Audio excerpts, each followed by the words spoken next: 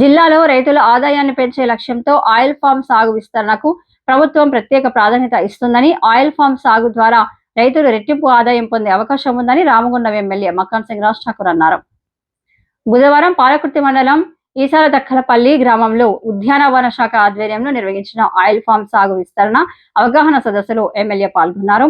జిల్లా కలెక్టర్ కోయశ్రీ హర్ష ప్రత్యేక చొరవతో ఆయిల్ ఫామ్ సాగుపై ఆసక్తి ఉన్న రైతులకు మొదటి విడతగా బోరుబావుల ఏర్పాటు కార్యక్రమాన్ని ప్రారంభించారు. ఉద్యానవన శాఖ, వ్యవసాయ శాఖ, భూగర్భ జలాల శాఖ, Tirumala oil company private limited సంయుక్తంగా ఈ కార్యక్రమం నిర్వహించాయి. ఈ సందర్భంగా ఎమ్మెల్యే మక్కన్ సింగ్ రాజ్ ఠాకూర్ మాట్లాడుతూ, జిల్లాలో ఆయిల్ ఫామ్ సాగు లక్ష్యాలను నిర్ణీత గడువులోగా పూర్తి చేసేందుకు సంబంధిత శాఖల అధికారులు సమన్వయంతో పనిచేయాలని సూచించారు.